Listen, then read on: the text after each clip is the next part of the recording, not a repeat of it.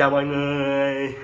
Welcome back to 30-day online English speaking challenge with the very first topic of describing the place you are staying. Well, it has been raining cats and dogs out there today, but raining is one of my most favorite natural phenomena, which can boost my concentration power and give me the mood to work, just like I'm focusing on this video. So, back to today's topic. I am bringing you guys out for a mini tour around the student hall I am staying, which is Temasek Hall. But first, let me turn back the time to this morning when it was sunny so that we can go out for a look. Okay, alright, shall we go? Wait, let me stick a sticker on my door to indicate that I'm just out for a few minutes, just in case the block fellow comes to check my compliance with the circuit breaker regulations. Alright, welcome to one of the most holistic hall in National University of Singapore, which is well known for competitive sports record and engaging cultural committees. It is located far away from the downtown area, so you won't feel the hustle and bustle of another side of Singapore when staying here.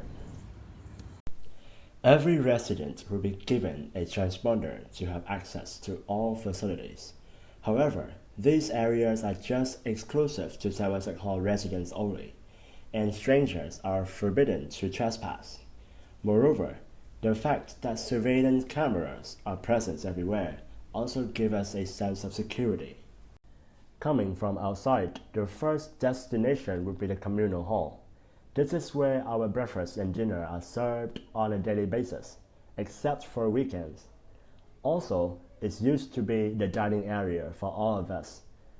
But to avoid close contact with other people, they just offer takeaway food for the time being. For us, we chose to bring our own container to limit single-use plastic. Yay!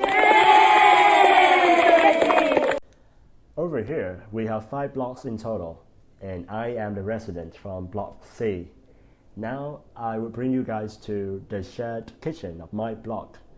While students living in the dormitory of our Vietnam National University of Ho Chi Minh City are not allowed to cook, residents here can enjoy a variety of kitchen gadgets, such as microwave, electric cook, or even fridge.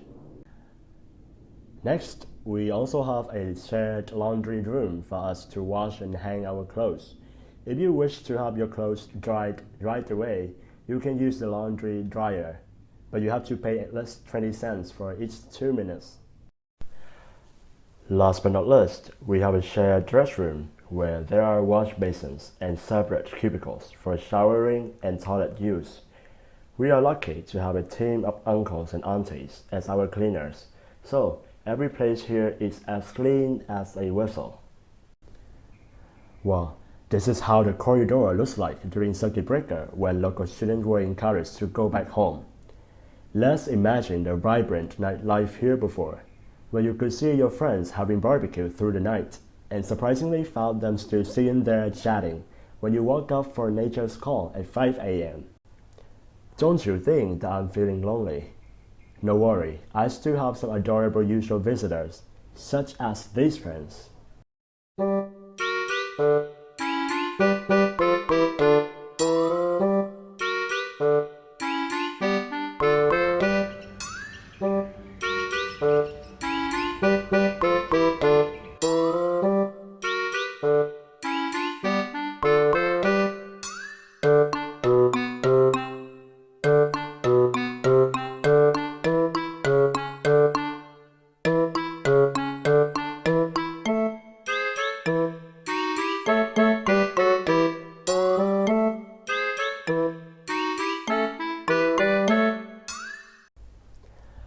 One more interesting feature that I shouldn't forget to tell you is the name Temasek.